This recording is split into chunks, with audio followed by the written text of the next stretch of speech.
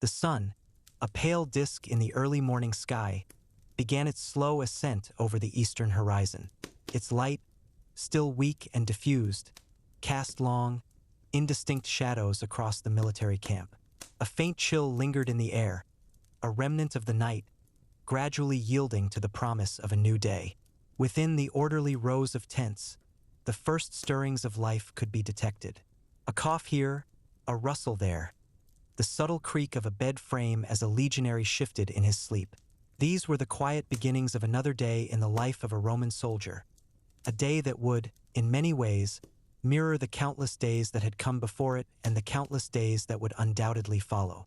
The rhythm of the camp was predictable, a steady, unchanging beat that governed every aspect of existence. There was a certain comfort in this predictability, a sense of order in a world that could often be chaotic and unpredictable. Each man knew his place, his duties, and the expectations placed upon him. There was little room for deviation, little need for improvisation. The routine was a well-worn path, a familiar journey that required little thought or effort. Simply was. And so, as the light grew stronger and the chill receded, the camp slowly, almost imperceptibly, began to awaken. The sounds became a little louder, the movements a little more deliberate. The day, like all days, had begun. The first sounds to truly break the silence were the distant calls of birds, a chirping that seemed to grow in intensity as the sky lightened. Soon after, the more familiar sounds of the camp began to emerge. The clatter of metal, the low murmur of voices, the rhythmic thud of feet on packed earth. These were the sounds of men preparing for another day of duty, a symphony of mundane activities that marked the transition from sleep to wakefulness. Legionaries, one by one, began to emerge from their tents, their faces still creased with sleep, their movements slow and deliberate. There was no rush, no urgency. The morning routine was a ritual, a series of prescribed actions that had been performed countless times before. Each man knew what was expected of him, and he performed his tasks with a quiet efficiency born of long practice. They would stretch, perhaps yawn, and then begin the simple process of preparing themselves for the day ahead.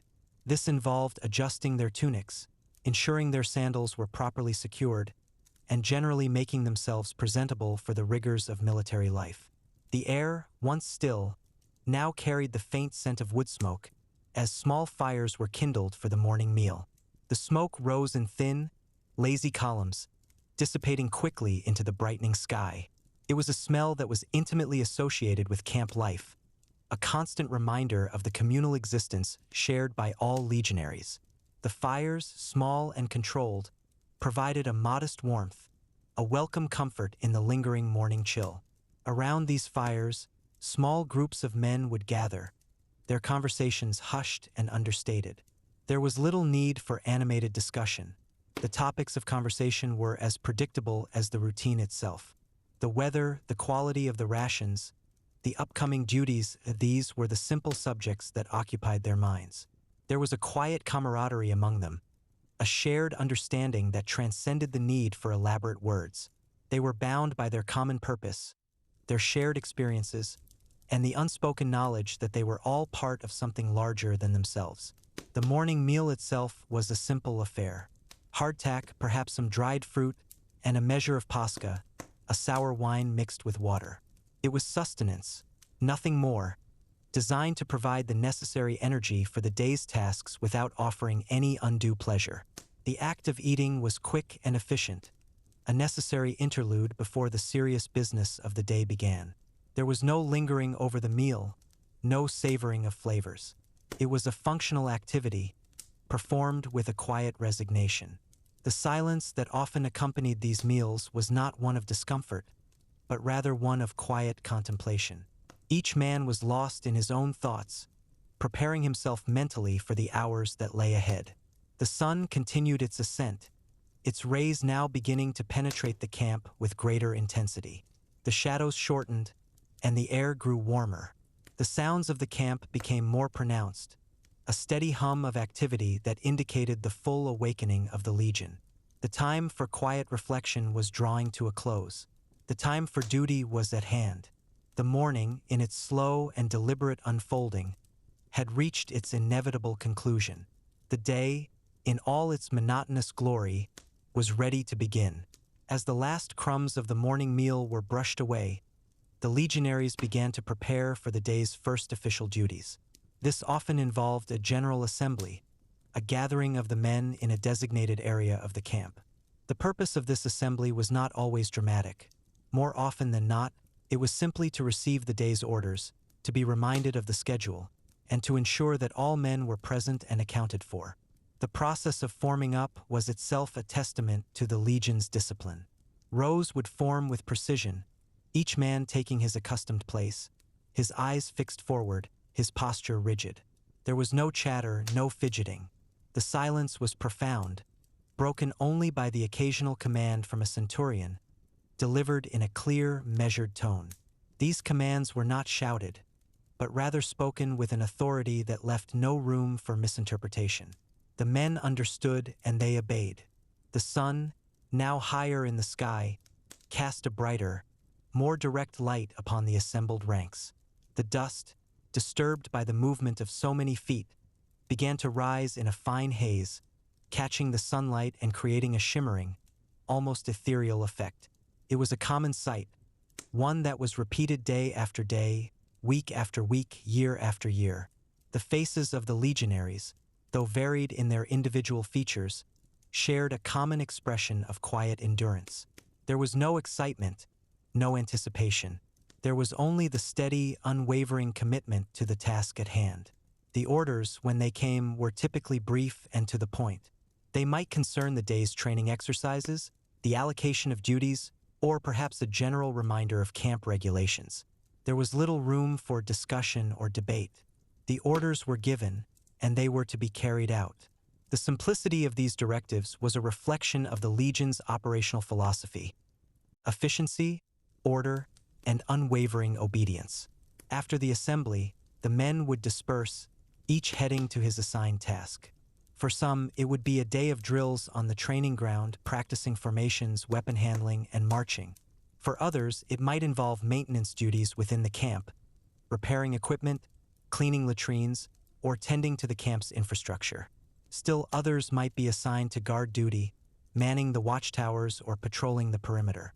Each task, no matter how seemingly insignificant, contributed to the overall functioning of the Legion.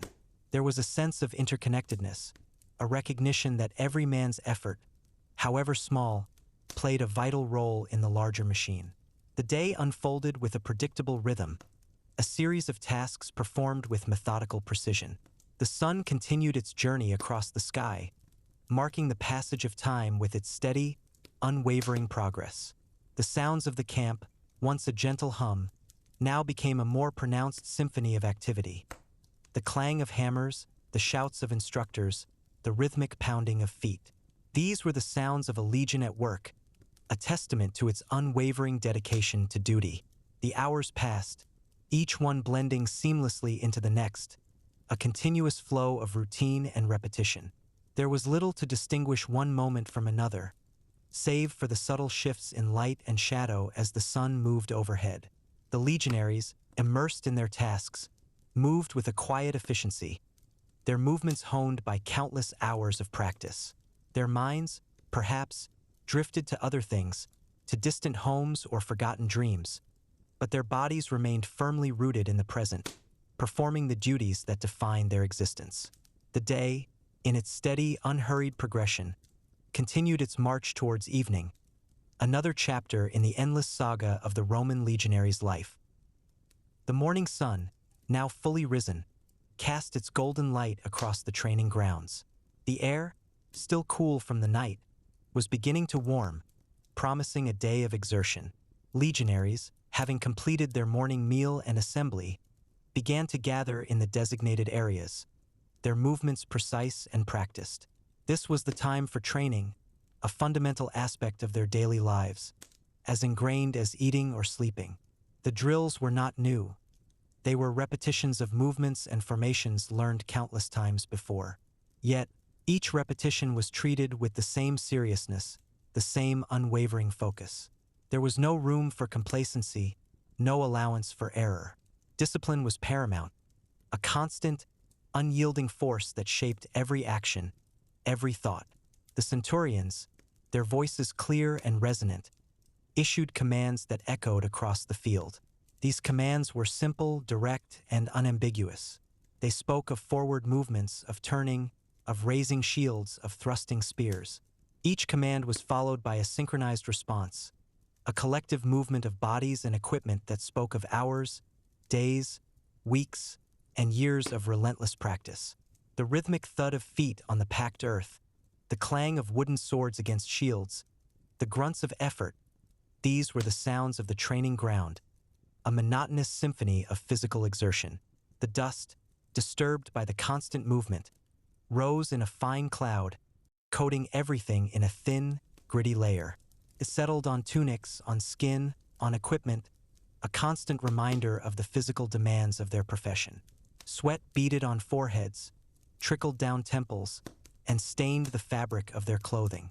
It was a natural consequence of their efforts, a visible manifestation of their dedication. There was no complaint, no murmur of discontent. The work was hard, but it was necessary. It was the foundation upon which their lives and the lives of the empire were built. The sun climbed higher, its warmth intensifying, but the pace of the training did not slacken. The legionaries moved with a steady, unhurried rhythm, their movements efficient and economical. There was no wasted energy, no superfluous motion. Every action served a purpose, every movement contributed to the overall effectiveness of the unit. The training was not about individual prowess, but about collective strength, about the seamless integration of each man into the larger whole. The individual was subsumed by the legion, his identity merged with that of his comrades. This was the essence of Roman military might, a force forged not just from steel and strategy, but from an unyielding commitment to discipline and unity. The hours passed, marked only by the changing position of the sun and the increasing weariness in their limbs. Yet, they continued, driven by an internal fortitude that transcended mere physical discomfort. The training was a test, a constant reaffirmation of their readiness, their resilience, and their unwavering loyalty. It was a silent promise made to themselves and to the empire that they would always be prepared, always be ready, always be capable. And so, the day continued, a relentless cycle of effort and repetition, a testament to the enduring spirit of the Roman legionary.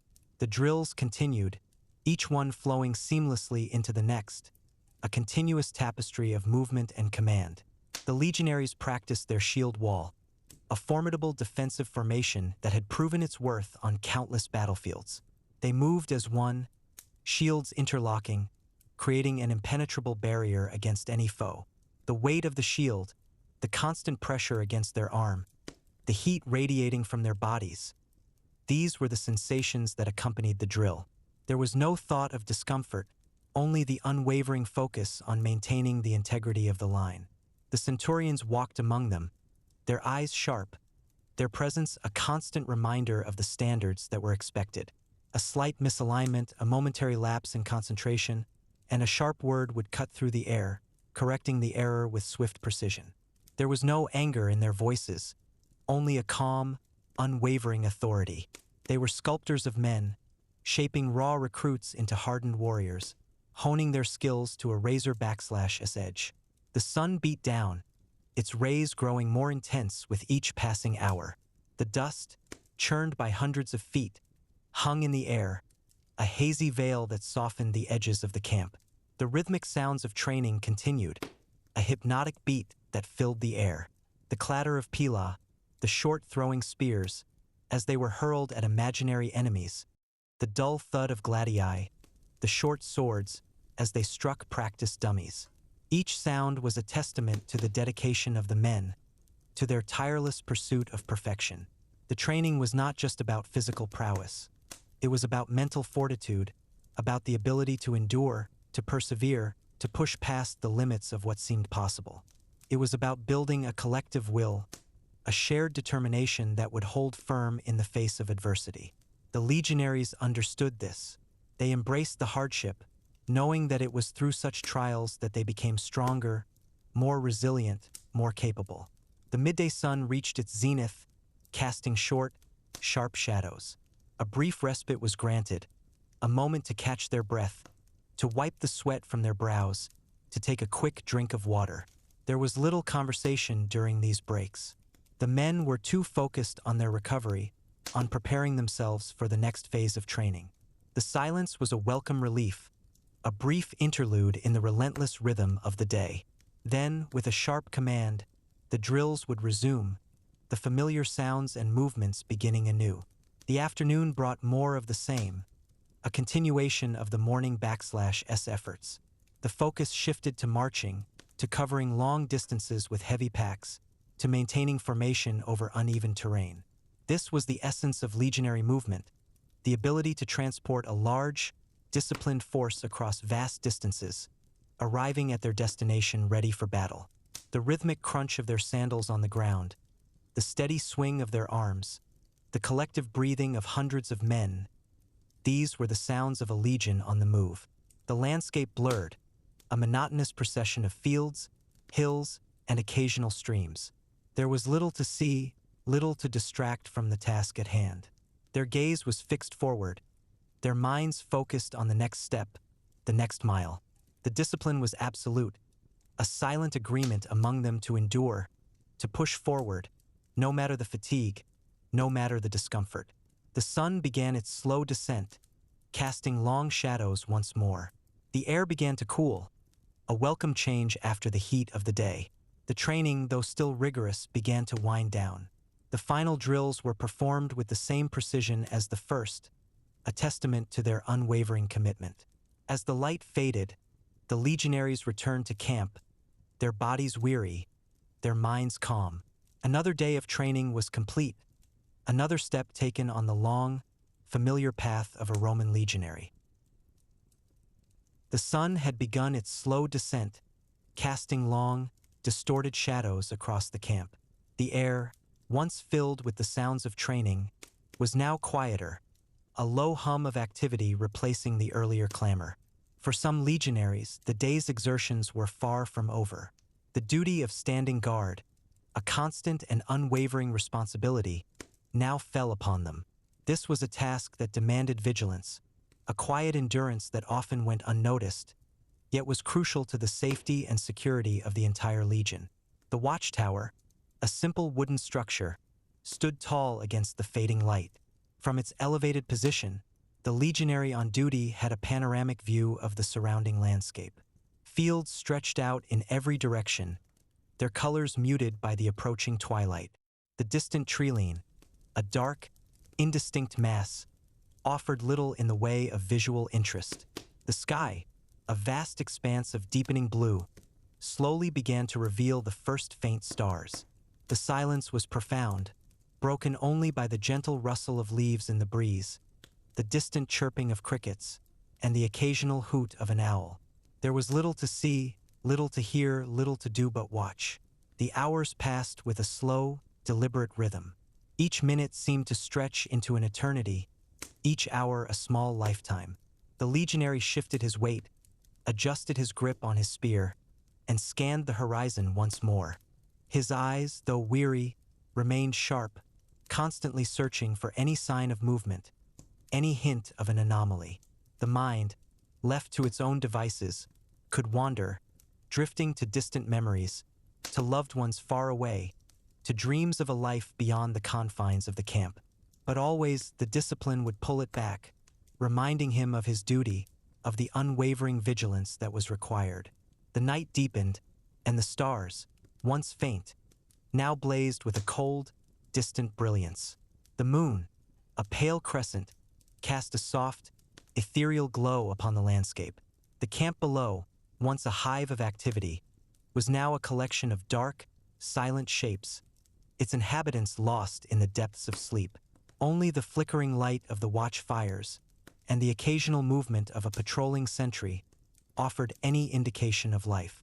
The air grew colder, and a thin mist began to rise from the low-lying areas, clinging to the ground like a ghostly shroud. The legionary pulled his cloak tighter, seeking what little warmth it could offer. The cold was a constant companion, a subtle discomfort that permeated every aspect of his being. Yet he endured, his resolve unwavering. The duty was paramount, a sacred trust that could not be broken. The world outside the camp was a place of uncertainty, of potential danger. It was his responsibility to stand between that world and the sleeping legion, to be the eyes and ears that protected them from harm. And so he watched and waited and endured, a silent sentinel against the encroaching darkness. The hours of the night passed with a deliberate slowness, each one marked by the changing position of the stars and the deepening chill in the air. The legionary on watch maintained his silent vigil, his senses heightened, his attention unwavering. The sounds of the camp were minimal now, a symphony of soft snores, the occasional rustle of straw, and the gentle creak of tent poles in the breeze. These were the sounds of a sleeping army, a testament to the peace and security that his watch, and the watches of countless others, provided. His gaze swept across the perimeter, noting the faint outlines of the palisade, the subtle undulations of the ditch beyond. Every shadow held the potential for movement, every whisper of wind a possible harbinger of danger. Yet, for the most part, the night remained uneventful, a long stretch of quiet observation. The monotony was a test in itself, a challenge to his focus and endurance. It was easy for the mind to drift, to succumb to the lure of sleep, but the consequences of such a lapse were too dire to contemplate. He would shift his weight, stamp his feet to ward off the cold, and occasionally hum a low, tuneless melody to himself, just enough to keep his thoughts from wandering too far. The moon, now higher in the sky, cast a brighter, more defined light, illuminating the camp in shades of silver and gray. The outlines of the tents, once indistinct, now stood out with a stark clarity. The ground, still damp from the evening mist, shimmered faintly under the lunar glow. It was a beautiful yet desolate scene, a stark reminder of the isolation that often accompanied the duty of a sentry. He was alone, yet he was part of something vast and powerful, a small cog in a massive machine designed for order and defense. The thought brought a strange sense of comfort, a quiet reassurance in the face of the overwhelming stillness. The occasional sound of a fellow sentry, a cough or a soft movement from a distant watchtower, served as a subtle reminder that he was not entirely alone. They were all connected, bound by the shared responsibility of their watch, a silent network of vigilance that encompassed the entire camp. The concept of time in this quiet solitude became fluid, almost meaningless.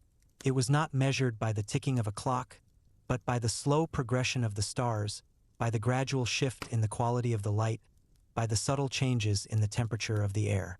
He was simply existing in the moment, a living embodiment of watchfulness. The cold continued to seep into his bones, a persistent ache that he had long since learned to ignore. His thoughts were simple, focused on the immediate present. The feel of the spear in his hand, the texture of the ground beneath his feet, the vast, silent expanse of the night sky above him. There was a certain peace in this simplicity, a freedom from the complexities of the day. The night was a time for quiet reflection, for a deeper connection with the fundamental realities of his existence. He was a soldier, and this was his duty. And so he stood, a silent guardian against the encroaching darkness, waiting for the first faint blush of dawn to appear on the eastern horizon, signaling the end of his watch and the beginning of another day for the Legion. The sun, now high in the sky, cast a harsh, unwavering light upon the camp. The morning's training drills had concluded, and for many legionaries, the next phase of their day involved a different kind of exertion: construction and maintenance. The Roman legion was not merely a fighting force.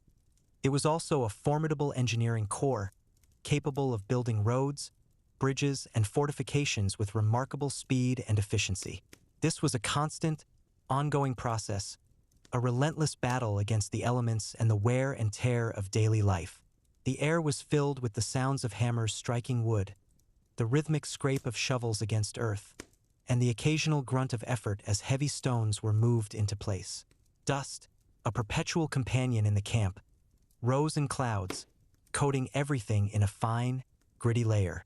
It settled on their hair, their faces, their clothing, a constant reminder of the physical nature of their work. The tasks were varied, but all shared a common thread. They were repetitive, demanding, and essential. Some legionaries were engaged in the construction of new defensive structures, perhaps extending the palisade or deepening the ditch that surrounded the camp. Others were repairing existing buildings, patching roofs, mending fences, or shoring up walls that had been weakened by time or weather. Still others were involved in the maintenance of the camp's infrastructure, clearing drainage ditches, repairing pathways, or ensuring the proper functioning of the water supply. There was no room for idleness, no opportunity for a moment's rest. Every man had a role to play, every hand was needed. The centurions, ever vigilant, moved among them, their eyes scanning for any sign of inefficiency or slackness. Their presence was a constant spur, a silent reminder of the standards that were expected. A misplaced timber, a poorly dug trench, a loose nail, these were not minor errors, but potential weaknesses that could compromise the safety and effectiveness of the entire camp. The work was not glamorous, nor was it exciting.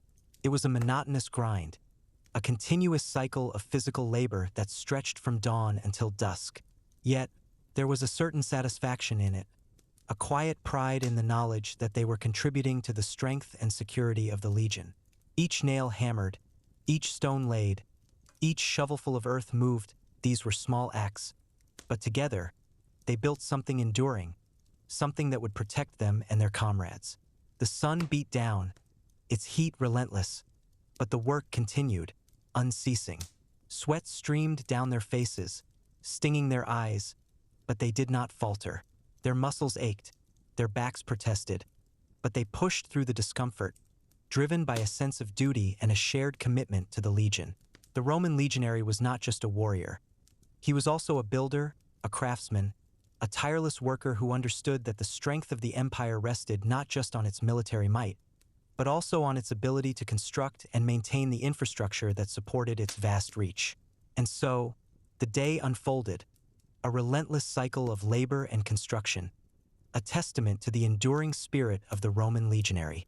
The construction work continued with a steady, unhurried pace. The legionaries moved with a practiced efficiency, each man knowing his role, each movement contributing to the overall progress. There was little conversation, only the sounds of their labor. The rhythmic thud of mallets on wooden stakes, the scrape of trowels against mortar, the creak of ropes as heavy loads were hoisted.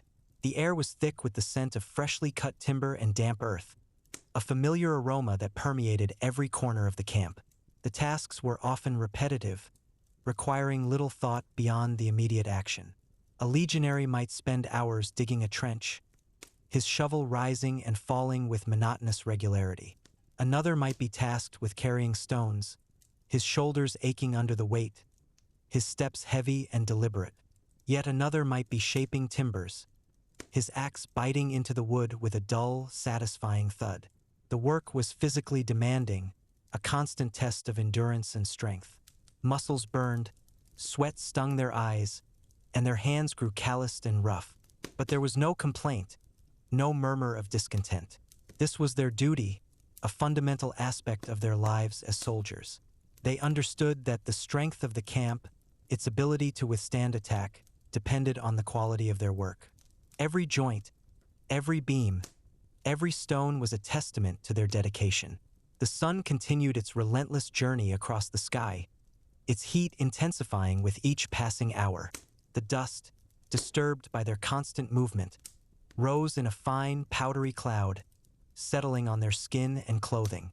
It was a constant companion, a gritty reminder of the physical nature of their existence.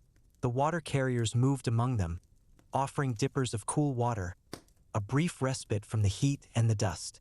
The water, though simple, was a welcome relief, a momentary quenching of the thirst that seemed to be a permanent state. The afternoon brought no change in the pace of work.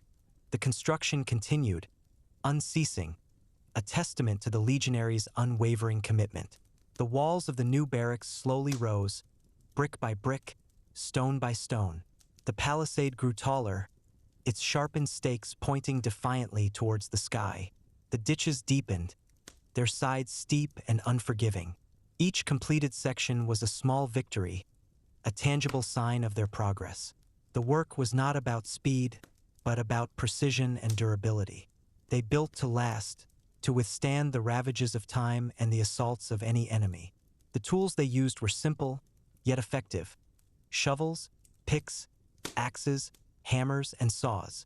These were the extensions of their hands, the instruments through which they shaped the world around them.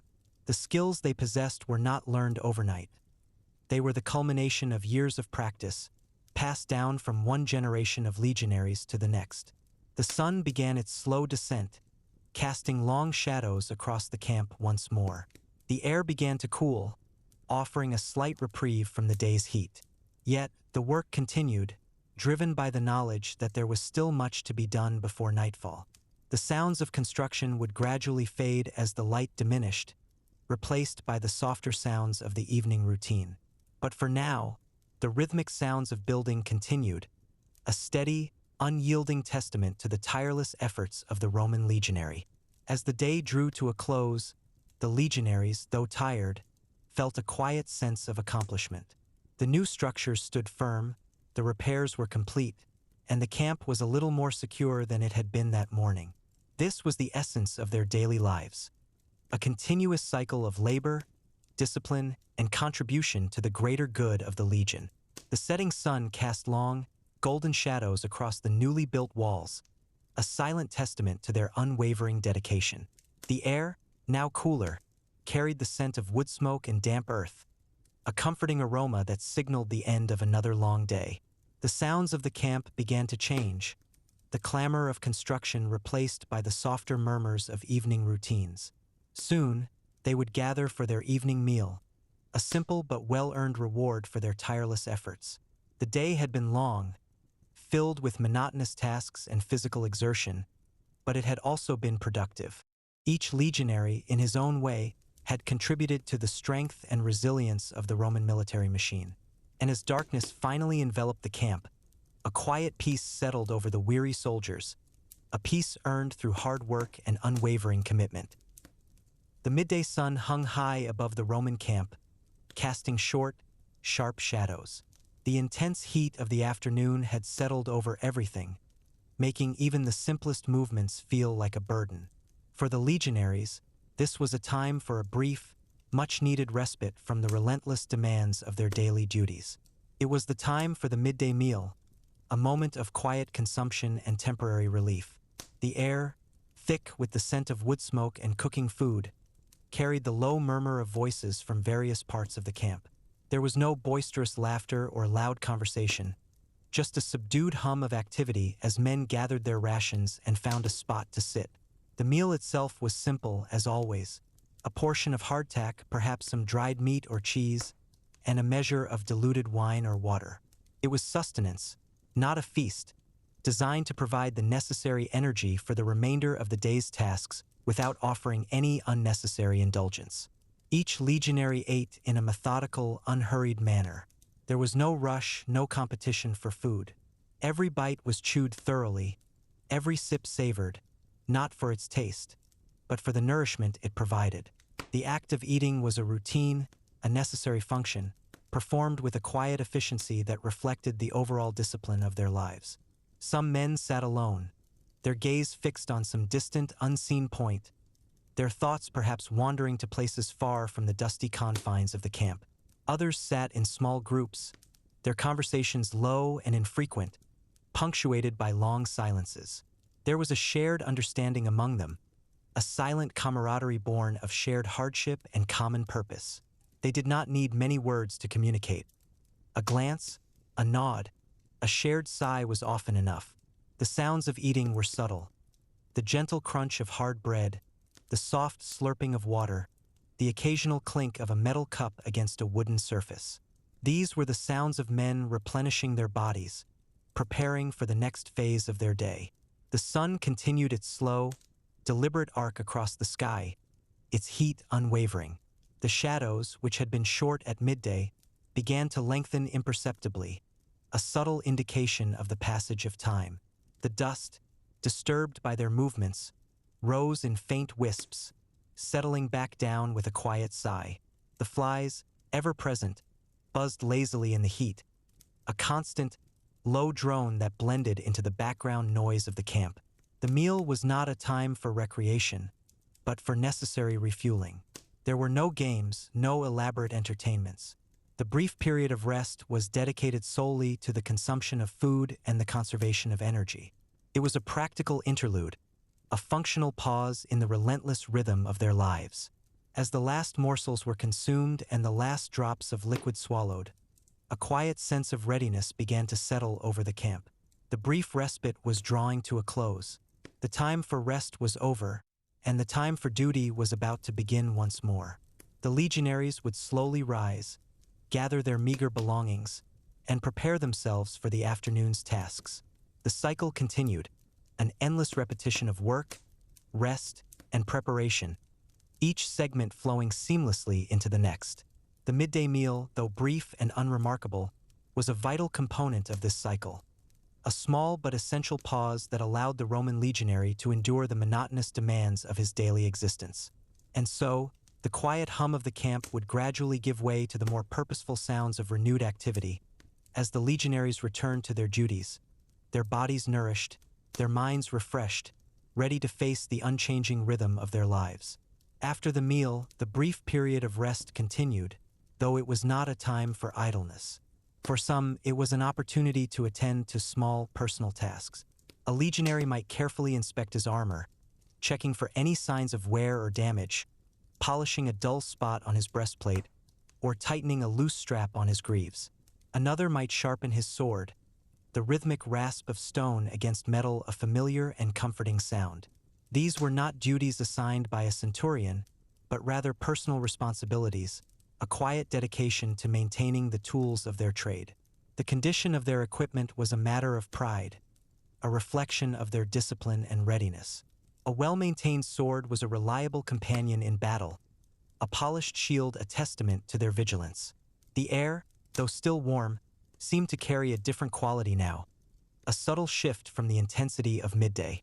The shadows continued to lengthen, stretching across the dusty ground, offering small patches of shade that were eagerly sought out. The sounds of the camp remained subdued, a gentle murmur of activity that never quite ceased.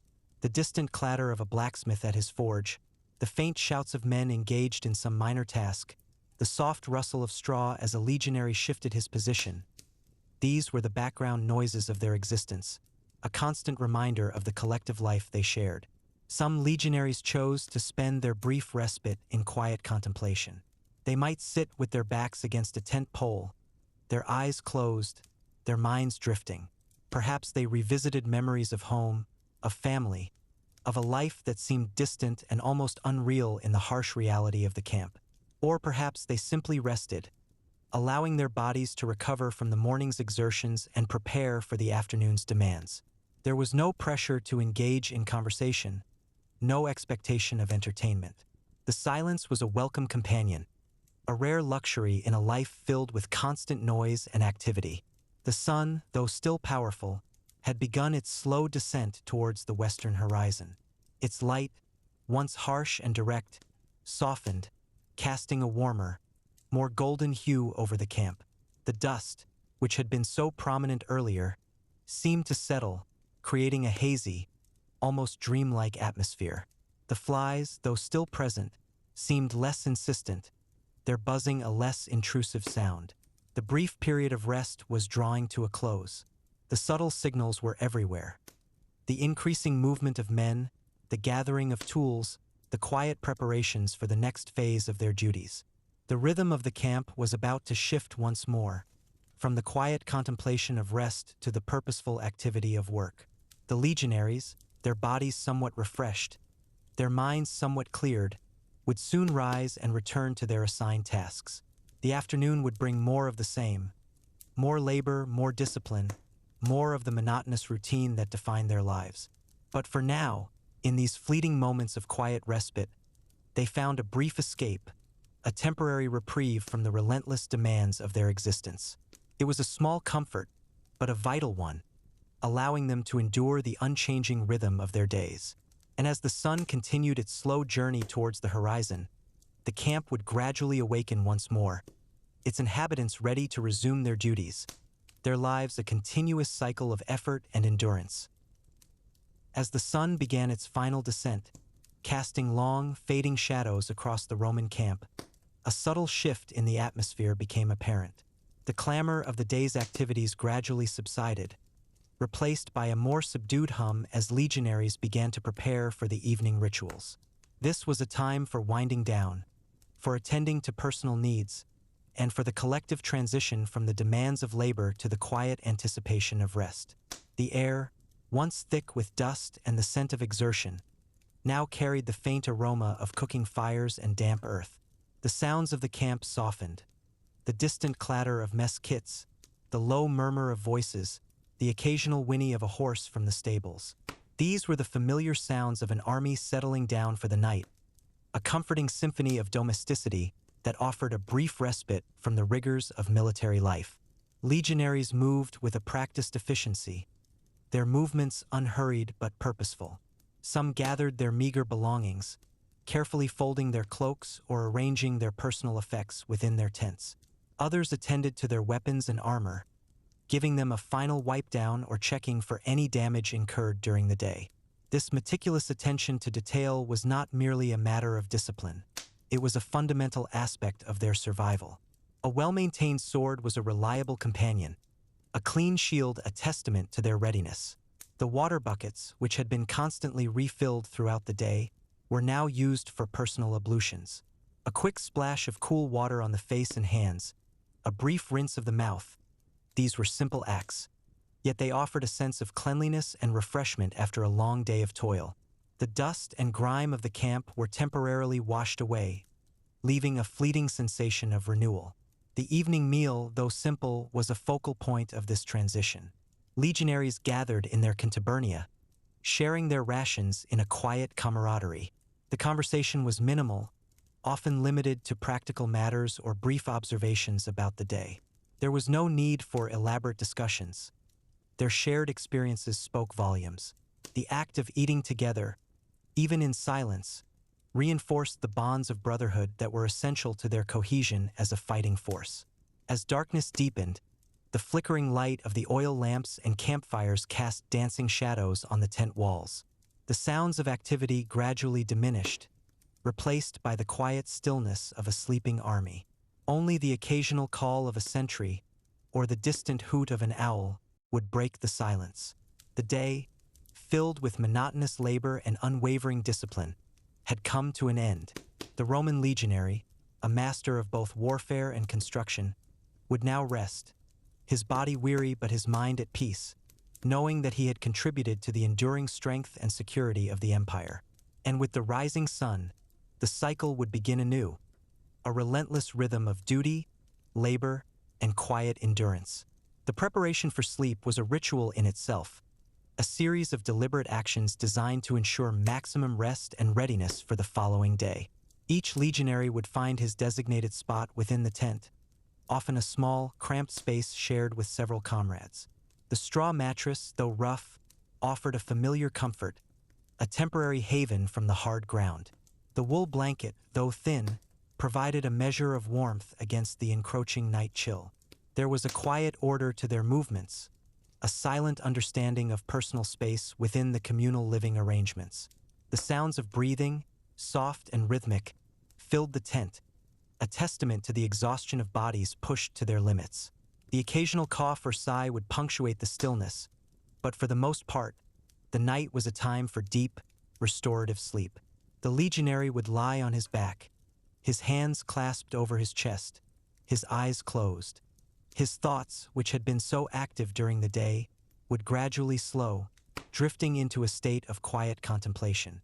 He might reflect on the day's events, the tasks accomplished, the challenges overcome. Or perhaps his mind would wander to more personal matters, to memories of home, of family, of a life far removed from the constant demands of military service. These were fleeting thoughts, however, quickly replaced by the growing weight of sleep. The body, weary from physical exertion, craved rest, and the mind, though disciplined, readily surrendered to its demands.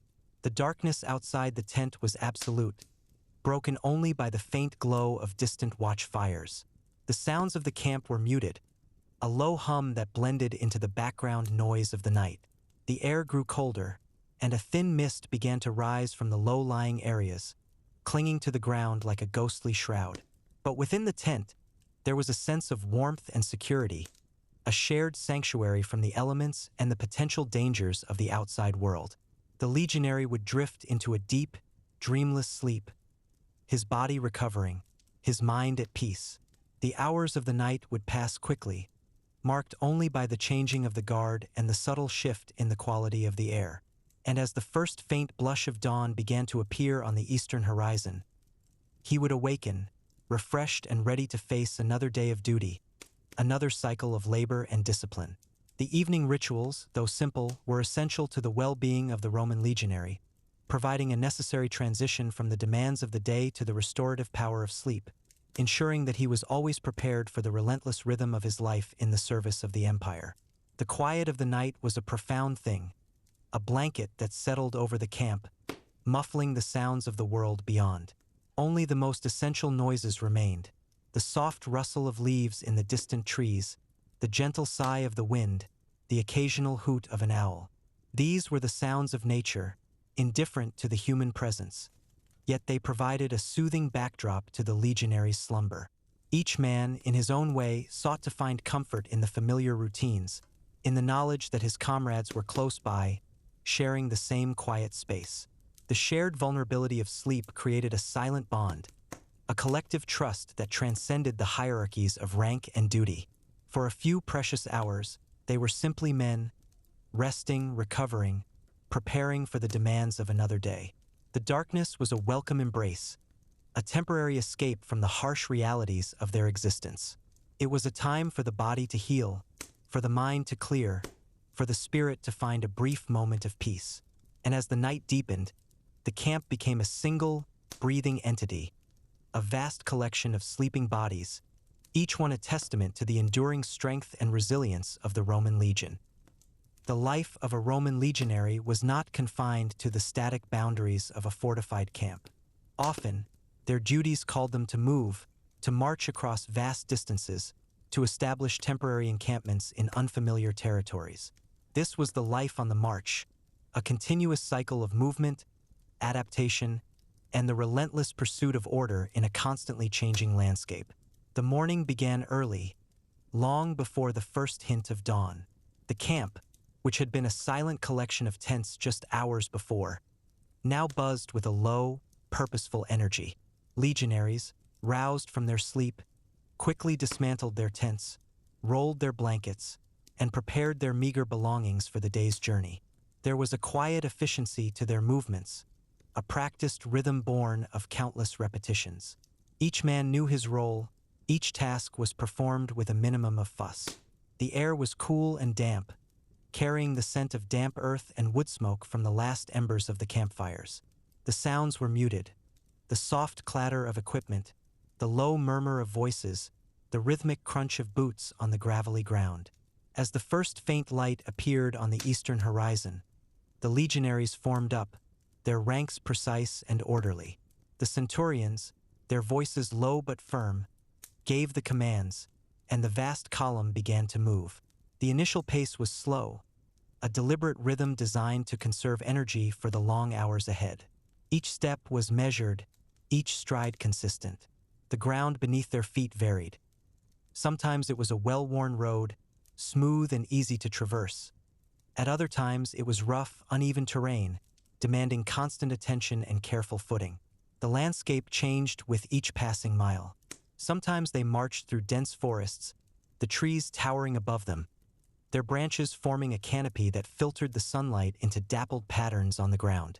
At other times, they crossed open plains, the vast expanse stretching out before them, seemingly endless. Rivers were forded, hills were climbed, and valleys were descended, each geographical feature presenting its own unique challenges. The sounds of the march were monotonous. The rhythmic tramp of thousands of boots, the creak of leather, the occasional jingle of armor. Conversation was minimal, limited to brief exchanges or necessary commands. Each legionary was lost in his own thoughts, his mind focused on the immediate task of putting one foot in front of the other. The sun, as it rose higher in the sky, brought with it a relentless heat. Sweat streamed down their faces, stinging their eyes, but they did not falter.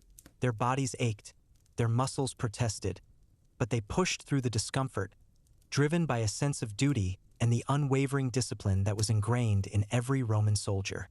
The dust, stirred up by their passage, rose in clouds, coating everything in a fine, gritty layer. It settled on their hair, their faces, their clothing, a constant reminder of the physical nature of their journey. Brief halts were taken, usually at midday, to allow for a quick meal and a moment of rest. These were not long pauses, just enough time to replenish their energy before resuming the march.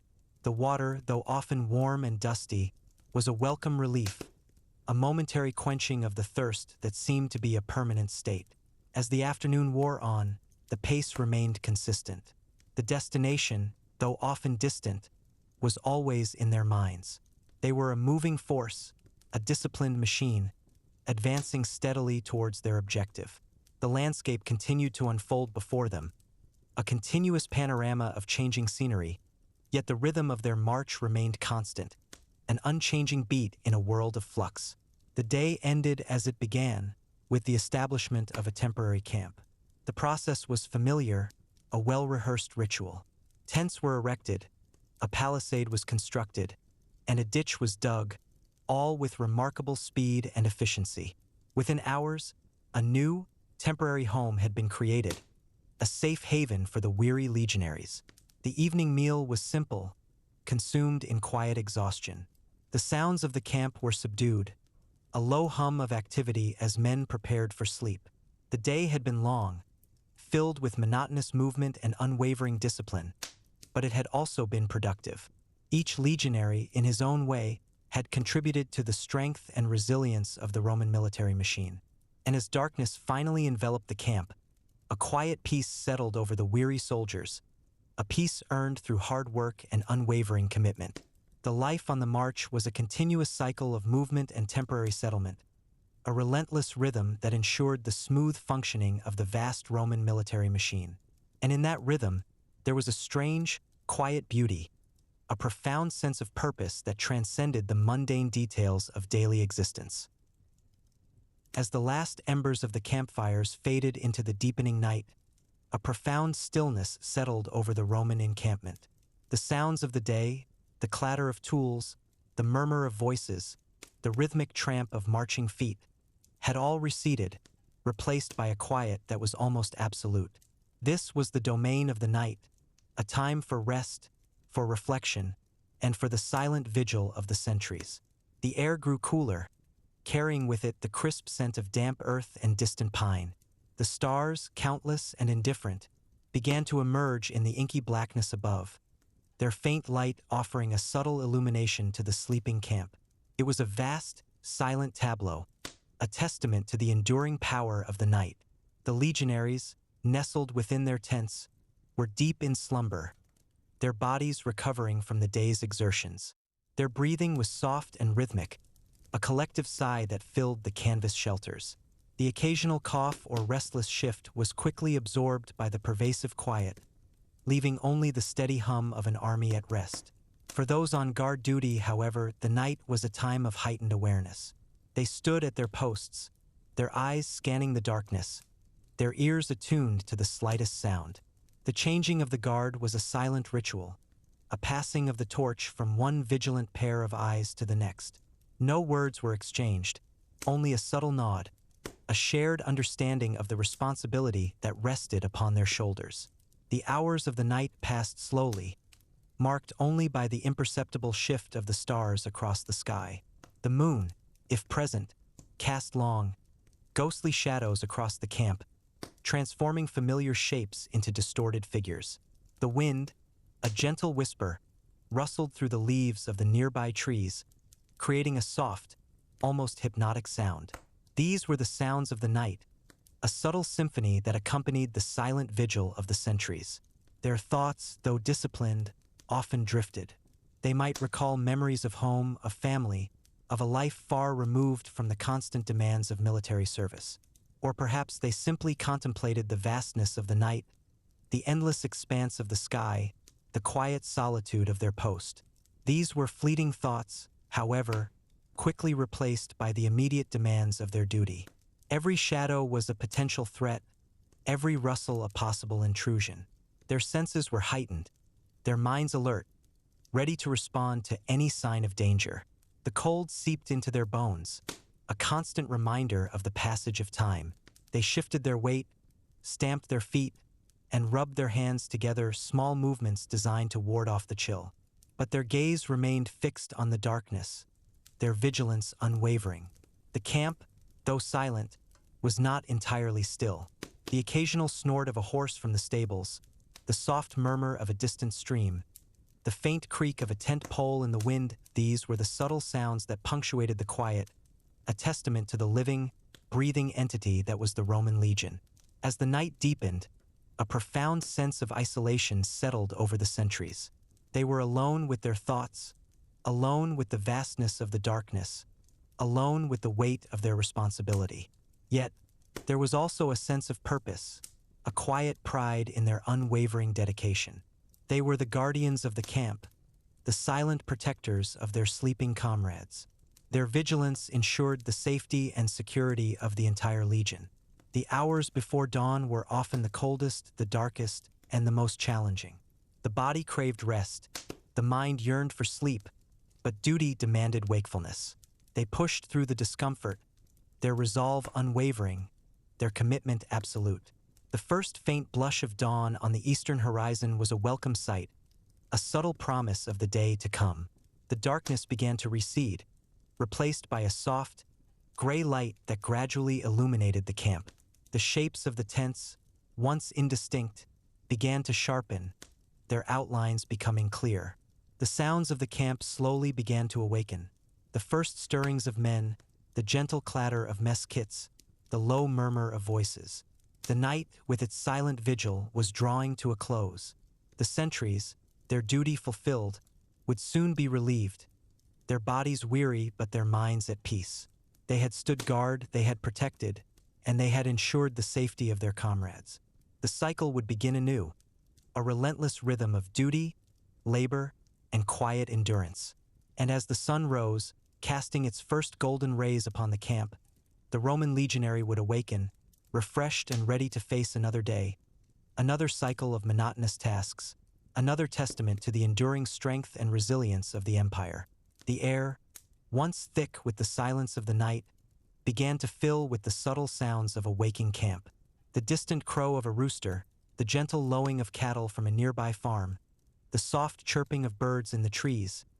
These were the harbingers of a new day, a slow awakening that mirrored the gradual return of light to the sky. The sentry, his eyes still scanning the horizon, felt a subtle shift in the atmosphere, a change in the quality of the air that signaled the approaching dawn. The stars, which had been so prominent just moments before, began to fade, their brilliance diminished by the encroaching light. The moon, if it had been present, would now be a pale, ghostly disk, slowly retreating from the sky. The ground beneath his feet, which had been cold and unyielding throughout the night, began to absorb the first faint warmth of the rising sun. The dew, which had clung to the grass and leaves, shimmered with a fleeting brilliance, reflecting the nascent light.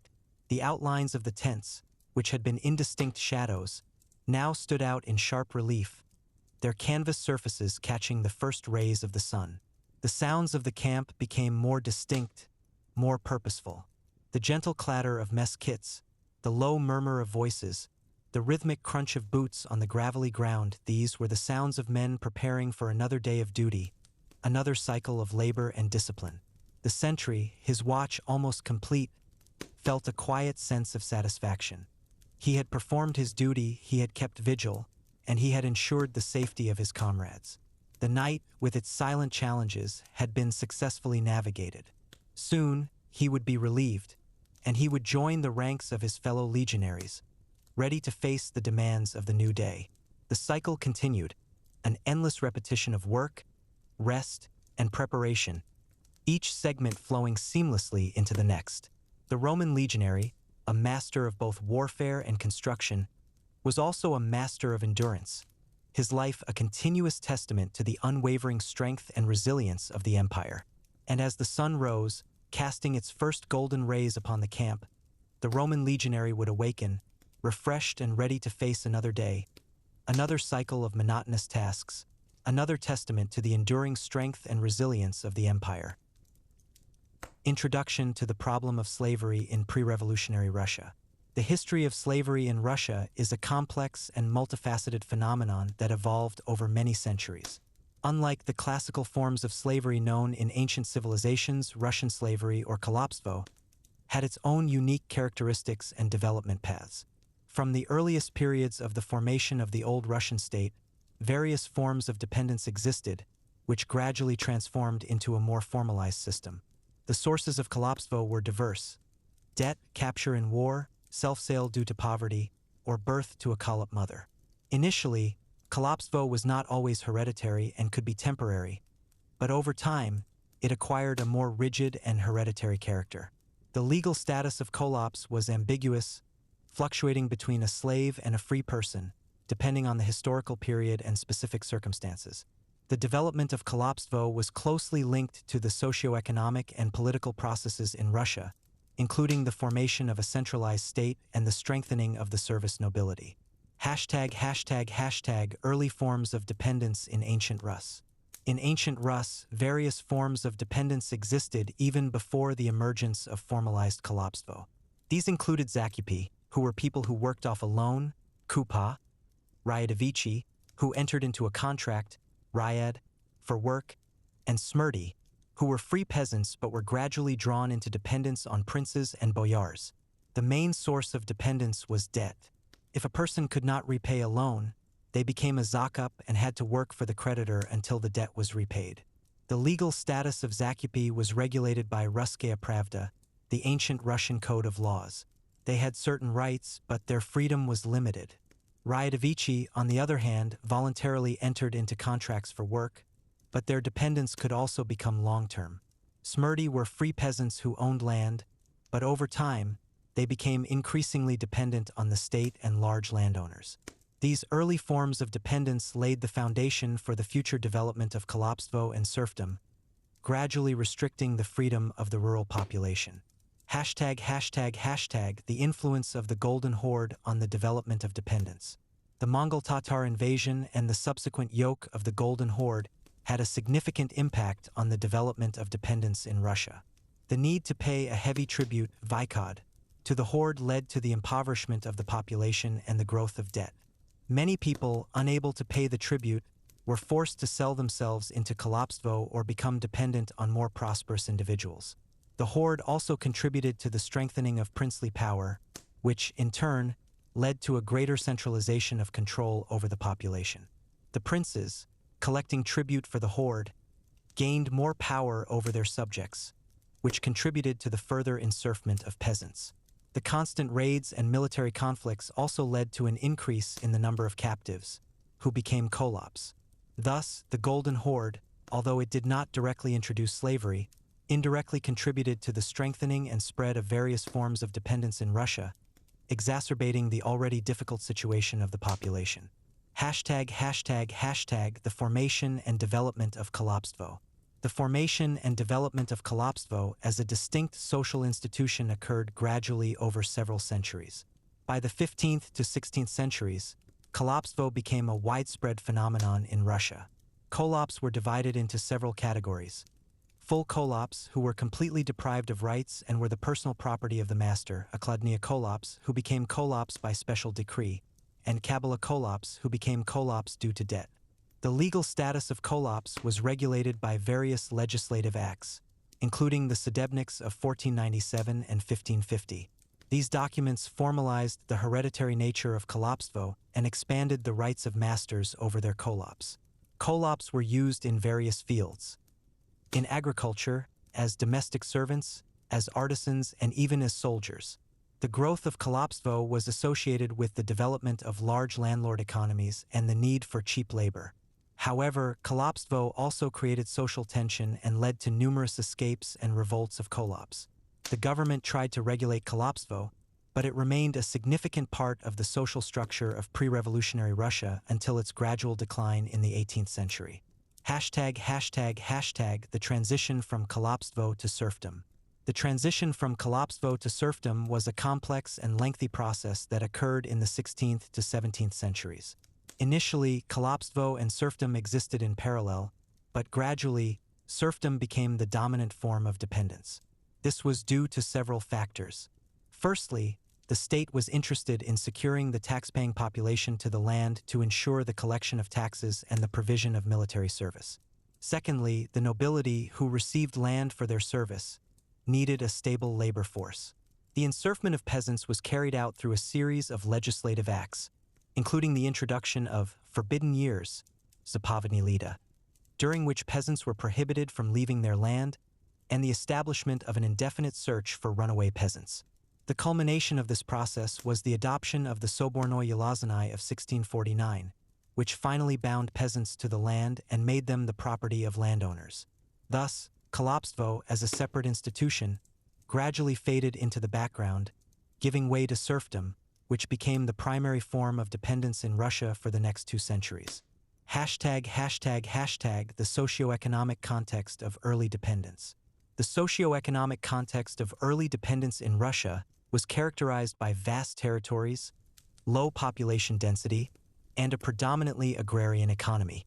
The lack of a free labor market and the need to secure a workforce for agricultural production contributed to the development of various forms of dependence.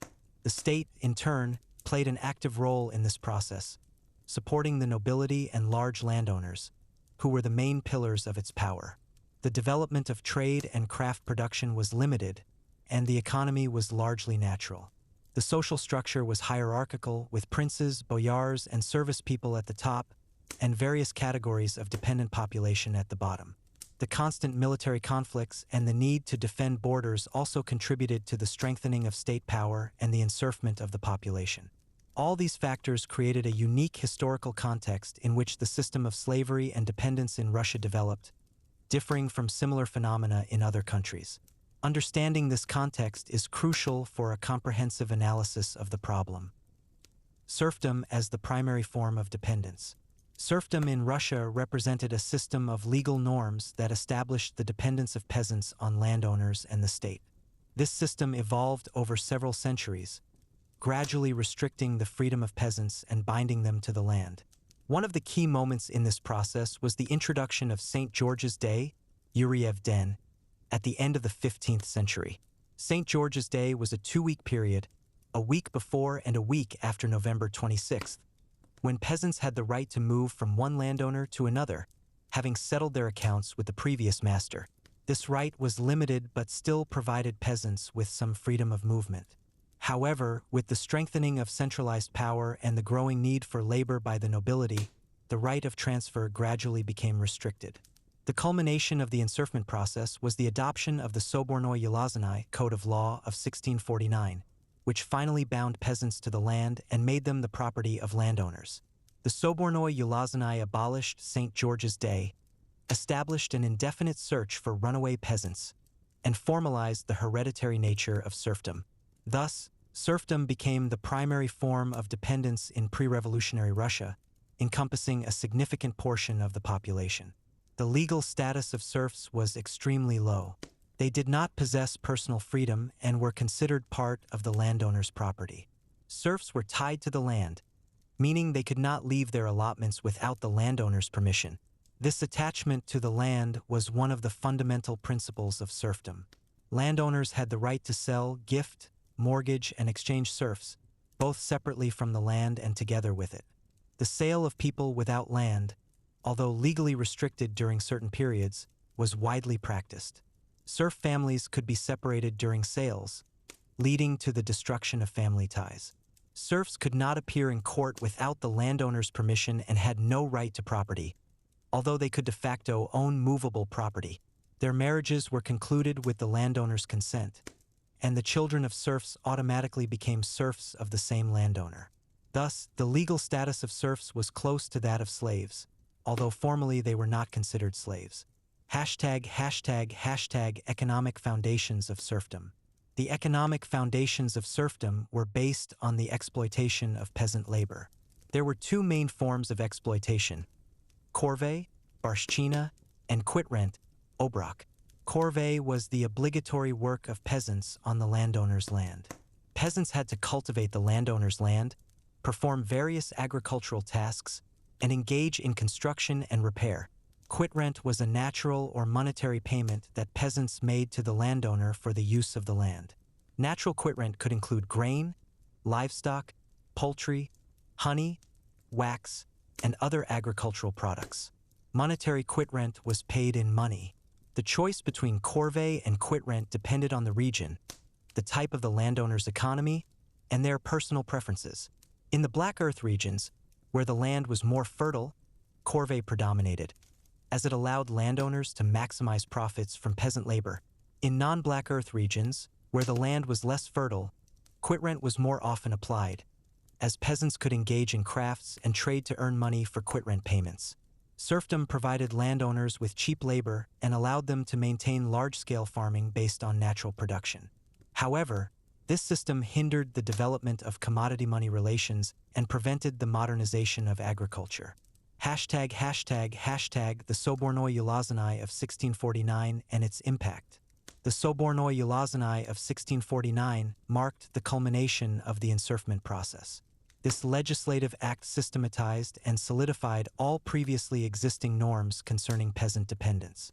The Ulazanai definitively abolished the peasants' right to move on St. George's Day, established an indefinite search for runaway peasants and their descendants, which meant lifelong and hereditary attachment to the land.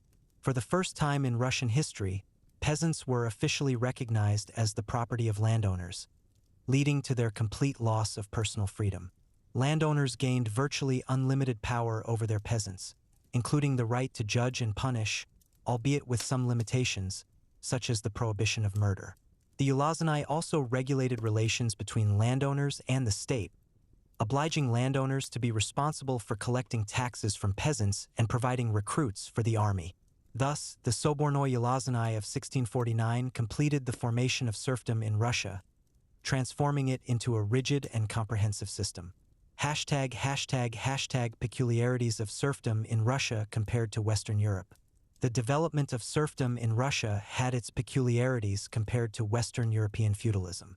In Western Europe, serfdom gradually weakened and disappeared, giving way to new forms of economic relations. In Russia, on the contrary, serfdom intensified and reached its peak in the 18th century. This was due to several factors: vast territories and low population density, which created a labor shortage, the need to provide service nobility with land and peasants for their service to the state, and the peculiarities of political development, including the strengthening of autocratic power. Serfdom became the foundation of the Russian economy and social structure, ensuring stability and income for the nobility, but at the same time hindering the development of industry and trade. It created deep social contradictions and prevented the formation of civil society. #####, the all-encompassing influence of serfdom on Russian society. The influence of serfdom on Russian society was all-encompassing. It determined the social hierarchy, economic relations, cultural characteristics, and even the mentality of the population. Serfs constituted the overwhelming majority of the country's population, and their position directly influenced the development of the state. The system of serfdom contributed to the preservation of archaic forms of farming, hindering the introduction of new technologies and agricultural methods. It also generated social tension, expressed in numerous peasant uprisings and revolts. Although serfdom provided stability for the nobility and the state in the short term, in the long term it became a serious obstacle to the modernization and development of Russia. Its abolition in 1861 became one of the most important events in the country's history, opening the way for new socio-economic transformations. The abolition of serfdom and its consequences. The abolition of serfdom in Russia in 1861 became one of the key events in the country's history, marking the beginning of a new era. The reasons that prompted the government to undertake such radical transformations were diverse and interconnected. Firstly, economic factors played a significant role. Serfdom, based on forced labor, hindered the development of agriculture and industry. The productivity of serf labor was low, and landlord economies, oriented towards natural production, could not compete with developing capitalist enterprises. The absence of a free labor market prevented the formation of a workforce for the growing industry. Secondly, social factors were also important. Serfdom generated deep social contradictions and tensions.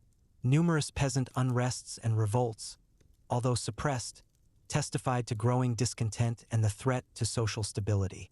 Thirdly, political reasons also contributed to the abolition of serfdom. Russia's defeat in the Crimean War, 1853 to 1856, clearly demonstrated the country's backwardness and the need for profound reforms.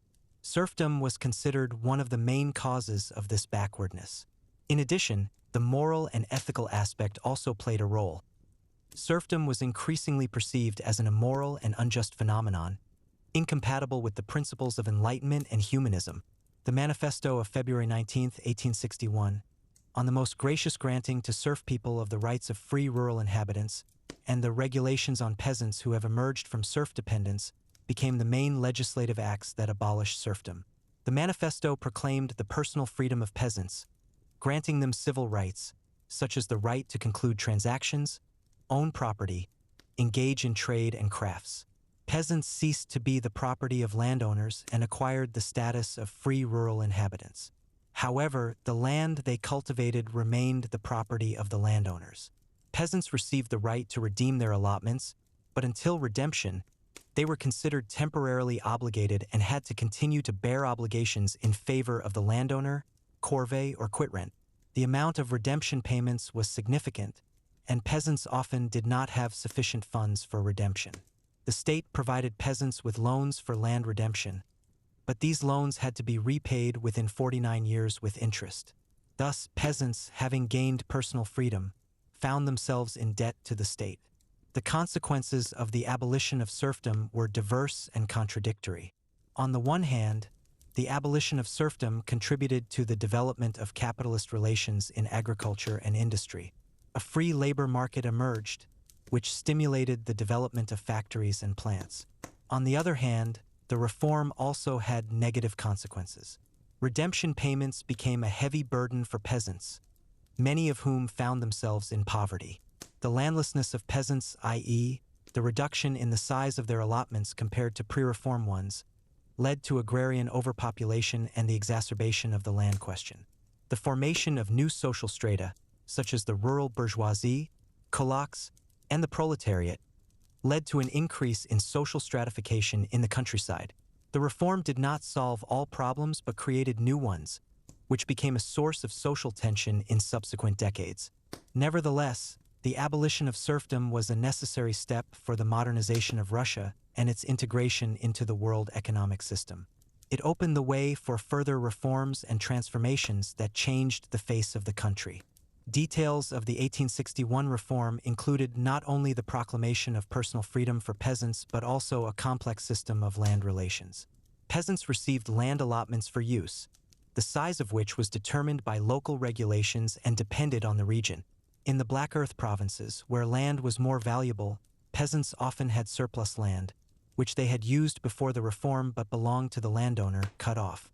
This led to the so-called otreski, cut-off lands, which caused discontent among peasants. In non-Black Earth provinces, on the contrary, peasants could be allocated additional land if their allotments were too small. Until the land was redeemed, peasants were in a temporarily obligated state, meaning they continued to bear obligations in favor of the landowner. This period could last until the peasant redeemed their allotment. The redemption operation was carried out with the mediation of the state. The landowner received a redemption loan from the state, and the peasant had to repay this loan to the state within 49 years.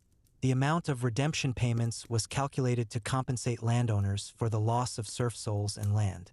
However, in practice, the cost of land was often overestimated, making the redemption burden unbearable for peasants. The long-term consequences of the abolition of serfdom were significant. In agriculture, the process of capitalization began, and new forms of farming emerged, such as peasant farms and land leases. However, this process was slow and uneven. The peasant commune, which was preserved after the reform, continued to play an important role in village life. regulating land relations and distributing obligations. Communal land ownership, with its land redivisions, hindered the development of individual peasant farms and prevented the introduction of new agricultural methods. Social stratification in the countryside intensified. Prosperous peasants, kulaks, emerged, who used hired labor and bought land, and poor peasants, who were forced to sell their labor or go to cities for work. The abolition of serfdom also contributed to the growth of cities and the development of industry, as liberated peasants replenished the ranks of the urban proletariat. However, this process was accompanied by an increase in social tension in cities, associated with difficult working and living conditions for workers. Thus, the abolition of serfdom in 1861 was a complex and contradictory process that had both positive and negative consequences. It eliminated an archaic system of dependence, opened the way for the capitalist development of Russia, and contributed to the formation of new social relations. However, the reform did not solve all problems but created new ones, which became a source of social conflicts and revolutionary upheavals in the early 20th century. Nevertheless, without the abolition of serfdom, the further development of Russia would have been impossible. This reform became the starting point for a series of transformations that changed the face of the country and determined its future destiny. Studying this period allows for an understanding of the complexity of historical processes and the diversity of their consequences. Life and daily routine of serf peasants. The daily life of serf peasants was dictated by the agricultural cycle and the demands of the landowner. The primary occupation was labor on the land, both on the landowner's estate, corvée, and on their own plots, quitrent. The workday began at dawn and ended at dusk, especially during sowing and harvesting periods. The labor was arduous and monotonous, performed manually or with primitive tools. In addition to field work, peasants engaged in household chores, livestock care, firewood collection, and other necessary tasks. The family played a central role in the life of a serf peasant. It was the main production and consumption unit, ensuring survival and the reproduction of the labor force. Marriages were concluded early, and large families were the norm, as children provided additional labor. The commune, or mir, was an important element of the serfs' social organization. It regulated land relations, distributed obligations, resolved disputes, and provided mutual assistance. The commune also acted as an intermediary between the peasants and the landowner, representing the peasants' interests before the authorities. The culture and traditions of serf peasants were closely intertwined with their daily lives and the agricultural calendar. Folklore, including songs, fairy tales, proverbs, and sayings, was passed down through generations and reflected the worldview, values, and aspirations of the peasants. Many songs were associated with labor, rituals, and holidays. The beliefs of serfs were syncretic, combining elements of Orthodox faith with ancient pagan beliefs. Numerous omens, rites, and rituals existed, aimed at ensuring a good harvest, protection from diseases, and evil forces. Holidays, both church and folk, were an important part of peasant life, providing an opportunity for rest, communication, and emotional expression. On these days, work ceased, festivities were held, songs were sung, and round dances were performed. However, even on holidays, peasants remained under the control of the landowner, and their freedom was limited. The living conditions of serf peasants were modest and often difficult. Their dwelling was an izba, a wooden hut with an earthen floor and a small stove. A large family, consisting of several generations, usually lived in one izba. The furniture was primitive, consisting of benches, a table, and chests. Lighting was provided by a splinter or an oil lamp. Heating was done by the stove, which was also used for cooking. The diet of serfs was monotonous and depended on the harvest. The staple foods were bread, porridges, vegetables, cabbage, turnips, onions, as well as mushrooms and berries. Meat and dairy products were rare, consumed mainly on holidays. Clothes were made from homespun materials, linen and hemp. They were simple, functional, and intended to protect against cold and heat. Hygiene was at a low level due to the lack of access to clean water and soap. Diseases were widespread, and medical care was practically non-existent. All these factors contributed to high mortality, especially among children, and a low life expectancy for serf peasants. The social structure within the peasant commune was relatively simple but had its peculiarities. At the head of the commune was the elder, elected by the peasants or appointed by the landowner. The elder was responsible for collecting taxes and duties, resolving minor disputes, and maintaining order. Elected officials, such as Satsky and Desiatsky, who assisted the elder in administration, also played an important role. Within the commune, there was a certain stratification. There were more prosperous peasants who had more land and livestock, and poor ones who barely made ends meet. However, the commune strived for an egalitarian distribution of land and obligations to ensure the survival of all its members. This was due to collective responsibility, where the entire commune was responsible for the failure of one peasant to fulfill obligations. Women played a key role in the peasant family. They were engaged in household chores, raising children, and actively participated in agricultural work. Their labor was no less arduous than men's, and often more diverse. Children were involved in feasible labor from an early age, helping their parents in the field and at home.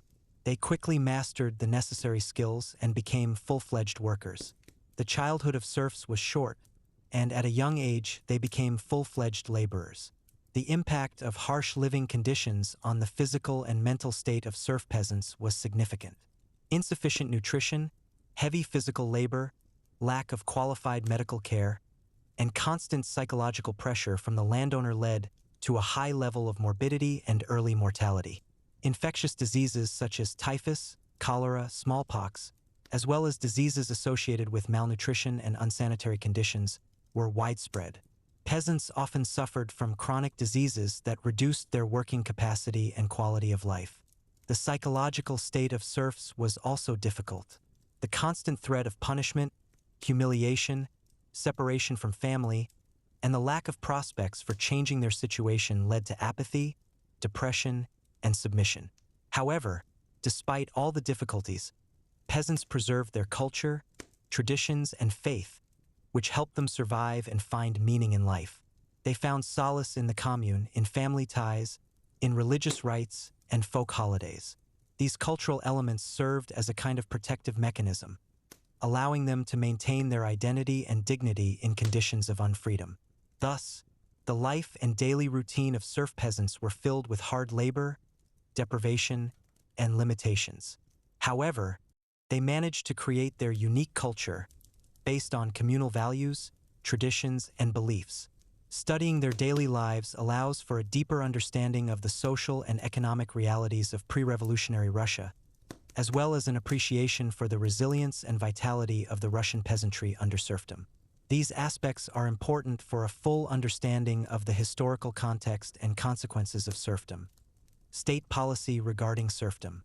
State policy regarding serfdom in pre-revolutionary Russia was contradictory and changed over centuries.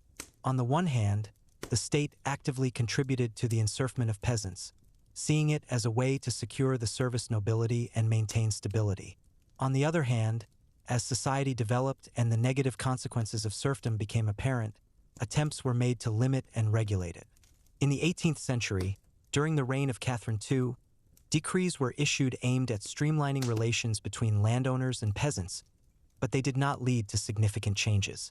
Paul I, upon ascending the throne, issued the Manifesto on the Three-Day Corvée, 1797, which recommended that landowners limit corvée to 3 days a week. However, this manifesto was recommendatory and not always observed. Alexander I, at the beginning of his reign, showed interest in the peasant question. In 1803, the Decree on Free Cultivators was issued, which allowed landowners to release peasants to freedom with land for a ransom. This decree was an important step, but only a small number of peasants took advantage of it. Nicholas I, despite his conservative policy, also recognized the need to resolve the peasant question. Under him, secret committees were created to discuss reform, and reforms of state peasants were carried out, aimed at improving their situation. However, no radical changes occurred in the position of serfs. The state's role in maintaining and changing the system of serfdom was key. The state acted as a guarantor of landowners' rights over serfs, ensuring their protection and the return of runaway peasants. Legislation, starting from the Sudebniks and the Sobornoi Yelazanai, consistently enshrined and expanded the rights of landowners. However, as capitalist relations developed and peasant discontent grew, the state began to realize that serfdom was a hindrance to the country's economic development and a source of social tension. This led to a gradual change in policy aimed at finding ways to resolve the peasant question. In the first half of the 19th century, attempts were made to inventory landowners' estates, which was supposed to streamline peasant obligations. Restrictions were also introduced on the sale of peasants without land, and the separation of families was prohibited. These measures, although they did not abolish serfdom, were aimed at mitigating its most brutal manifestations and improving the situation of peasants. However, these measures were insufficient to solve the accumulated problems. Attempts to limit and regulate serfdom in the 18th to 19th centuries were due to various factors. Firstly, this was associated with Enlightenment ideas that spread in Europe and penetrated Russia. Many statesmen and intellectuals recognized the immorality and inefficiency of serfdom. Secondly, economic factors played an important role. Serf labor was unproductive, which hindered the development of agriculture and industry. Thirdly, social tension, expressed in numerous peasant unrests, forced the government to consider the need for reforms. However, the resistance of the nobility, who saw serfdom as the basis of their well-being, was very strong. The nobility had significant influence on state policy, which prevented radical reforms. Thus, state policy regarding serfdom was a compromise between the interests of various social groups and the need to maintain stability in the country. Alexander I's activities in the peasant question were marked by attempts at liberalization. In addition to the decree on free cultivators, which, despite its limited application, laid the legal foundation for the emancipation of peasants with land, Alexander I also considered projects for the complete abolition of serfdom. However, these projects were not implemented due to the resistance of the nobility and the government's fears of possible social upheavals. Nevertheless, the decree on free cultivators became an important precedent, showing the possibility of emancipating peasants not only without land, but also with an allotment. This was a fundamentally new approach, which later formed the basis of the 1861 reform. Also, under Alexander I, steps were taken to improve the situation of state peasants, who were in a better position than landlord peasants, but were also tied to the land and bore obligations to the state.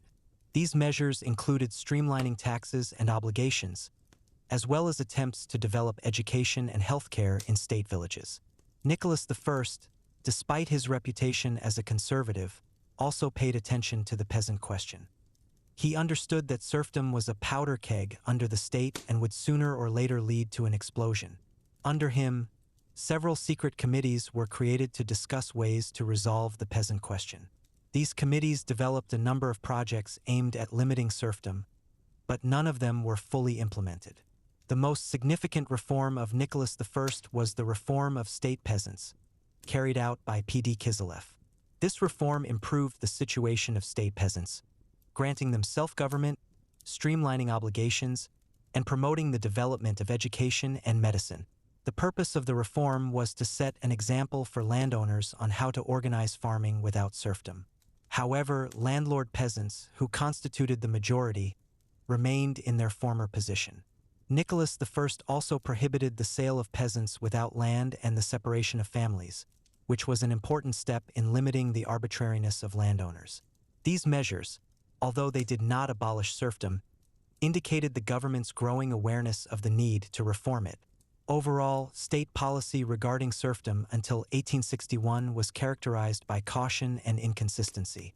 The government recognized the need for reforms, but was afraid to take radical steps due to fears of resistance from the nobility and possible social upheavals. Serfdom was deeply rooted in the economic and social structure of Russia, and its abolition required not only political will but also careful preparation. Nevertheless, every attempt to limit and regulate serfdom, even if it did not lead to immediate results, contributed to the formation of public opinion and created prerequisites for future reform. These steps, although half-hearted, demonstrated the evolution of views on serfdom and the gradual approach to its abolition. Thus, state policy, despite its contradictions, played an important role in preparing society for the great transformations of 1861. Other forms of slavery and dependence in pre-revolutionary Russia. In addition to serfdom, other forms of slavery and dependence existed in pre-revolutionary Russia, which, although not as widespread as serfdom, nevertheless affected significant segments of the population. One such form was kolobstvo, bondage, which, despite its antiquity, continued to exist even after the abolition of serfdom in 1861. Kolobs, unlike serfs, were not tied to the land and were the personal property of the master. Their status could be acquired through various means, including capture in war, self-sale due to debt or poverty, or birth to a kolob mother. The legal and social position of kolobs varied over time, but generally, they had no rights and could be bought, sold, or inherited. They performed various tasks, from agricultural labor to domestic service and military duties. The evolution of kolobstvo is intertwined with the development of the Russian state and its legal system, reflecting the changing needs of the ruling class and the broader economic landscape. Kabbalah, indentured servitude, and debt bondage represented another form of unfreedom. Kabbalah was a contract by which a person undertook to work for a creditor until the debt was repaid. Often, the terms of such contracts were extremely unfavorable to the debtor, and the debt could grow faster than it could be worked off, leading to lifelong or even hereditary dependence. Debt bondage was especially common among the poor, who, lacking means of subsistence, were forced to borrow from moneylenders or more prosperous peasants. The inability to repay the debt led to the loss of personal freedom and transformation into a Kabbalah kolob. Legislation attempted to regulate Kabbalah relations, but in practice, abuses were widespread. This form of dependence was particularly characteristic of cities and industrial centers, where a market for hired labor was forming, but effective mechanisms for protecting workers' rights were absent. Slavery on the outskirts of the empire had its own peculiarities, due to local traditions and cultural differences. In the Caucasus and Central Asia, annexed to the Russian Empire in the 19th century, traditional forms of slavery existed that differed from Russian serfdom. Here, slavery was associated with military conflicts, captivity, and debt bondage. Slaves were used in agriculture, as domestic servants, and in craft production. The Russian administration, when annexing these territories, faced the problem of the existence of slavery. In some cases, attempts were made to abolish it, but these measures often met with resistance from the local population and elites, for whom slavery was part of their traditional way of life. Therefore, the process of eliminating slavery on the outskirts of the empire was long and complex, often formal in nature, and in fact, slave relations could persist in a hidden form for a long time. The peculiarities of slavery on the outskirts of the empire also lay in its ethnic and religious aspect, which distinguished it from serfdom in central Russia. The disappearance of kolobstvo after the abolition of serfdom was a gradual process. Although the Manifesto of 1861 did not directly concern kolobs, many of them, especially household serfs, gained personal freedom. However, they did not receive land, which put them in an extremely difficult economic situation. Many former household serfs continued to work for their former masters for minimal pay or for food and shelter, as they had no other means of subsistence. This created a situation where formerly free people actually remained in a dependent position. The state took some measures to alleviate their situation, for example, by granting them the right to resettle or to receive small land allotments. However, these measures were insufficient to solve the problem. The complete disappearance of kolobstvo as a social phenomenon occurred only by the beginning of the 20th century, when the development of capitalist relations and the growth of industry created new employment opportunities and provided wider opportunities for social mobility. Nevertheless, the historical memory of kolobstvo and its consequences remained part of the collective consciousness. The mechanisms of Kabbalah, indentured servitude, and debt bondage were diverse. Often, it began with a small loan that a person took to meet urgent needs, for example, to buy grain in a lean year or to pay taxes. The interest rates on such loans were very high, and the debt grew rapidly. If the debtor could not repay the debt on time, they were forced to work it off, becoming a Kabbalah slave. The terms of working off the debt were often exploitative. The labor was hard, and the payment was minimal, which did not allow the debt to be repaid. In some cases, Debtors could be sold to other individuals, which further exacerbated their situation. Debt bondage was especially widespread in cities, where a market for hired labor was forming. Workers, lacking means of subsistence, often fell into bondage to factory owners or merchants who provided them with loans for work. This created a system where workers were tied to a specific enterprise and could not freely change their place of work. Legislation tried to combat Kabbalah, but in practice, these measures were ineffective due to corruption and the lack of effective control mechanisms. The peculiarities of slavery on the outskirts of the empire were due to their historical development and cultural traditions. In the Caucasus, for example, slavery was closely linked to military raids and captivity. Prisoners captured during hostilities became slaves and were used in various fields. In Central Asia, slavery was also widespread and had its own characteristics related to Islamic traditions and local customs. Slaves could be bought in markets, inherited, or received as gifts. The Russian administration, upon arriving in these territories, faced the problem of the existence of slavery. In some cases, decrees were issued to abolish slavery, but their implementation was difficult due to the resistance of the local population and the lack of effective control mechanisms. Often, slavery persisted in a hidden form, and former slaves continued to be in a dependent position.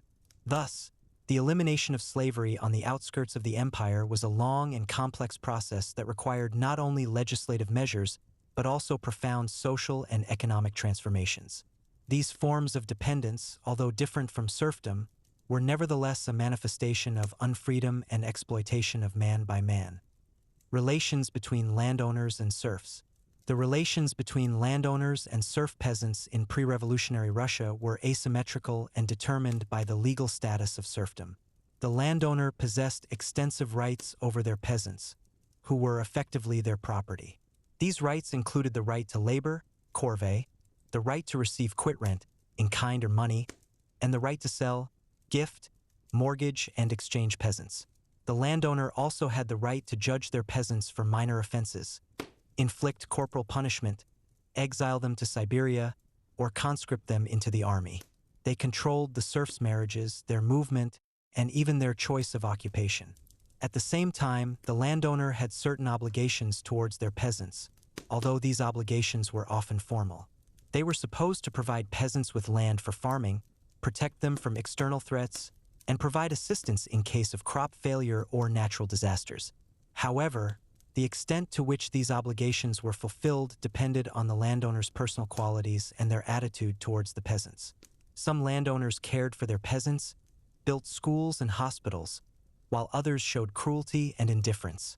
Forms of exploitation and abuse of power by landowners were diverse. In addition to obligatory duties, corvée and quit rent, landowners could demand additional work from peasants, such as building manor houses, roads, and bridges. They could increase the size of quit rent or corvée, disregarding the peasants' capabilities. Abuse of power manifested in cruel corporal punishments, rapes, separation of families during sales, and arbitrary confiscation of property. Some landowners converted their peasants into household serfs, depriving them of land and means of subsistence, and forcing them to perform domestic work. The position of household serfs was particularly difficult, as they were completely dependent on the landowner and did not even have their own farms. The arbitrariness of landowners was not always suppressed by the state, as landowners possessed significant power and influence locally. This created conditions for impunity and exacerbated the plight of serfs. Attempts at resistance and revolts by serf peasants were a constant phenomenon in the history of pre-revolutionary Russia. Peasants expressed their dissatisfaction in various ways, from passive resistance, poor work, damage to inventory, escapes, to open uprisings. The largest and most famous were the uprisings led by Stepan Razin in the 17th century and Yemelian Pugachev in the 18th century. These uprisings covered vast territories and posed a serious threat to central authority. Peasants demanded the abolition of serfdom, land, and freedom. However, all these uprisings were brutally suppressed by government troops. In addition to large uprisings, there were numerous local revolts caused by the arbitrariness of landowners, famine, epidemics, or rumors of freedom. Peasants also filed complaints against landowners with state bodies, but these complaints rarely led to an improvement in their situation. Despite the suppression of revolts, they influenced state policy, forcing the government to consider the need for reforms and limitations on serfdom. The legal basis of relations between landowners and serfs was enshrined in various legislative acts, starting from the Sudebnik of 1497 and ending with the Sobornoi Ulazanai of 1649. These documents gradually expanded the rights of landowners over peasants and limited peasant freedom. However, even after complete enserfment, there were certain legal restrictions on the arbitrariness of landowners. For example, landowners were forbidden to kill their peasants, although in practice this rule was often violated. A landowner could be punished for killing a peasant, but such cases were rare and punishments were lenient. The state also tried to regulate relations between landowners and peasants, issuing decrees aimed at protecting peasants from excessive exploitation. However, these decrees often remained on paper, as the state lacked sufficient mechanisms for their control and enforcement. Thus, the legal system primarily protected the interests of landowners, leaving peasants virtually defenseless against their arbitrariness. Socio-psychological aspects of relations were complex and multifaceted. On the one hand, there was a deep chasm between landowners and serfs due to their different social status and economic position. Landowners viewed peasants as their property, and peasants, in turn, treated landowners with caution and distrust. On the other hand, there were also more complex forms of interaction, including elements of paternalism and dependence. Some landowners showed care for their peasants, provided them with assistance in difficult times, and built churches and schools. Peasants, in turn, could show loyalty and attachment to their landowners, especially if they were fair and kind. However, these relations always remained relations of domination and subordination, where the landowner possessed absolute power. Psychological pressure, humiliation, and fear were constant companions in the lives of serfs. This led to the formation of a special mentality, characterized by submission, cunning, and a desire for survival in conditions of unfreedom. The impact of relations between landowners and serfs on the development of Russian society was significant. This system created deep social contradictions that ultimately led to the abolition of serfdom. It also hindered the economic development of the country, preventing the formation of a free labor market and the development of capitalist relations. Cultural development also suffered from serfdom, as peasants were deprived of the opportunity to receive education and develop their talents. However, despite all the negative consequences, serfdom left a deep mark on the history of Russia, shaping its social structure, economy, and culture. Studying these relations allows for an understanding of the origins of many problems that Russia faces to this day, as well as an assessment of the scale and complexity of the peasant emancipation process. The legacy of slavery and serfdom in modern Russia.